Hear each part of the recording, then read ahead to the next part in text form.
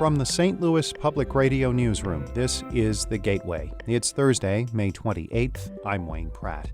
St. Louis Mayor Lyda Krewson has changed the title of the city's chief health officer as the battle against coronavirus continues. Dr. Fred Echols is now the city's acting health director, following questions about his qualifications. First Ward Alderwoman Sharon Tyus chairs the Board of Aldermen's Rules Committee.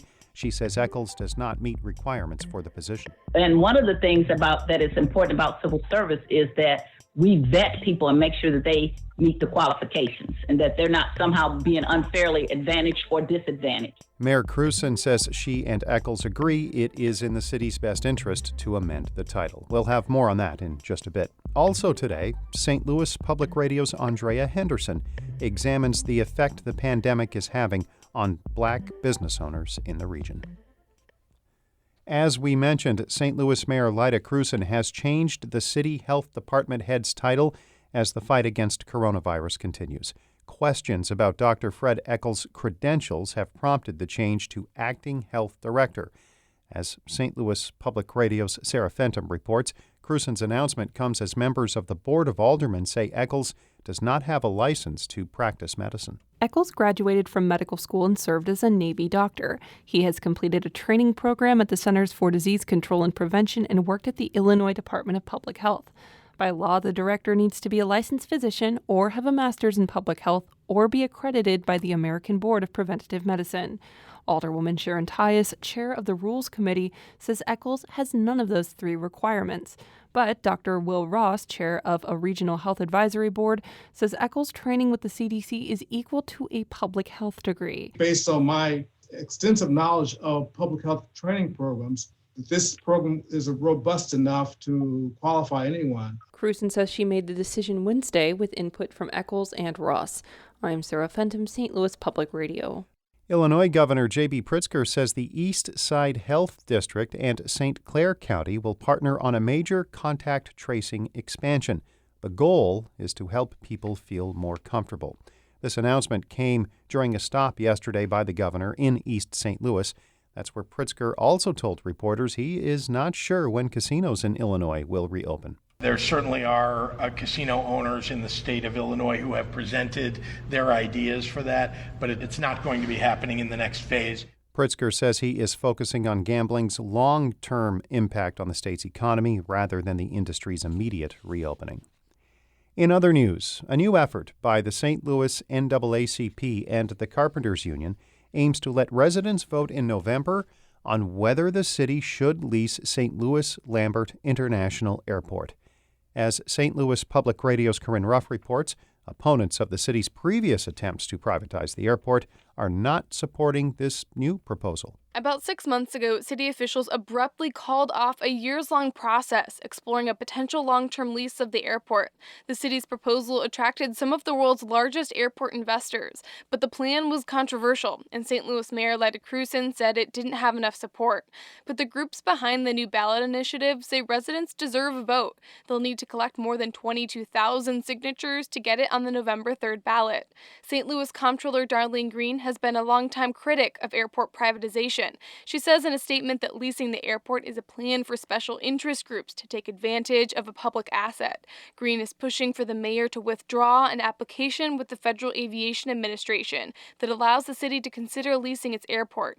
I'm Corinne Ruff, St. Louis Public Radio. A St. Louis County native will have to wait at least a couple more days before returning to space. NASA scrubbed yesterday's planned launch of the SpaceX Crew Dragon roughly 17 minutes before the slated liftoff. Weather concerns prompted the postponement until Saturday. St. Anne native Bob Benkin is part of a two-person crew that will travel to the International Space Station.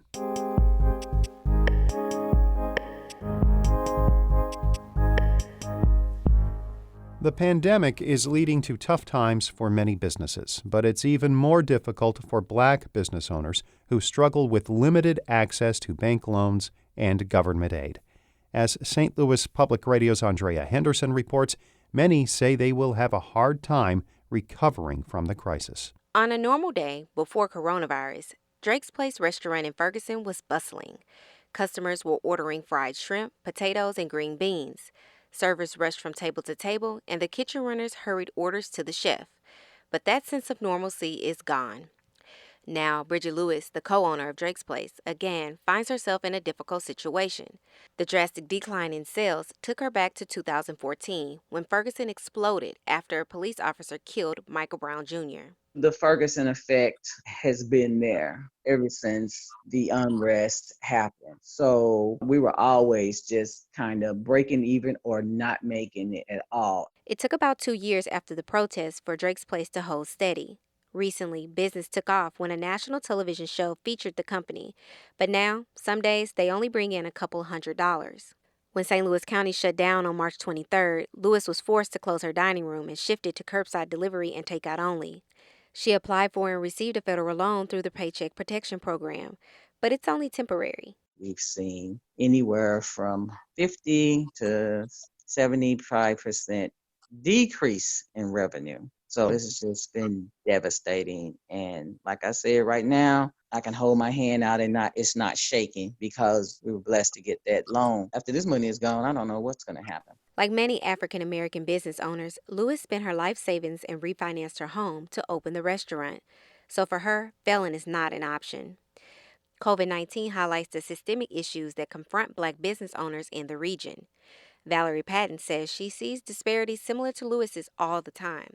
She is the St. Louis Regional Chamber's executive director of its St. Louis Business Diversity Initiative. Many of our Black businesses, Hispanic-owned businesses, use the equity in their home to start the business. So in many cases, they go to large banks where they may not have a relationship, and those dollars and resources have already been allocated. Patton points to banking to explain what she means. Many white-owned banks do not understand how valuable Black businesses are to their communities, and that keeps them from getting loans.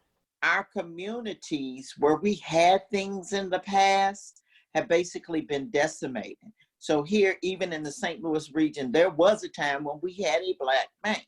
We don't have that Black bank anymore. Patton says generally, Black owners do not come into business with the same assets as white owners, a great credit score, a lawyer, or an accountant, and these barriers often hold them back from accessing the necessary capital from white-owned banks to sustain a company. The $2.2 trillion emergency coronavirus fund passed by Congress only gave $10 million to the Minority Business Development Agency. Patton is concerned about the survival of Black-owned businesses in the region, and she's not alone.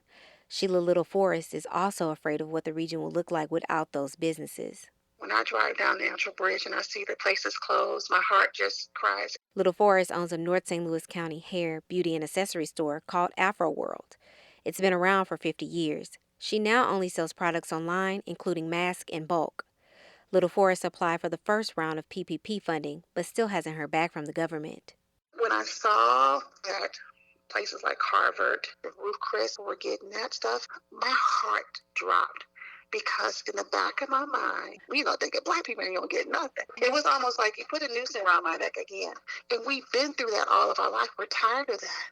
We're tired of always being lynched. Little Forrest says her business is surviving through online sales, but she's unsure how long that will last. I don't write the future. I'm just living in the moment. And for many Black business owners, that moment is bleak. I'm Andrea Henderson, St. Louis Public Radio.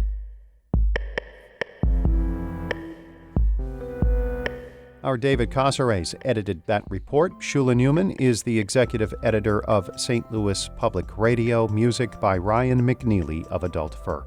I'm Wayne Pratt. From the St. Louis Public Radio newsroom, this has been The Gateway.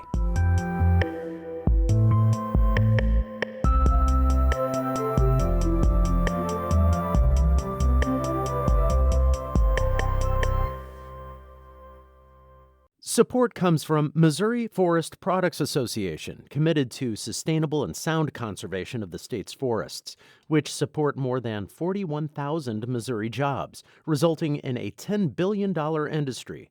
ChooseWood.com.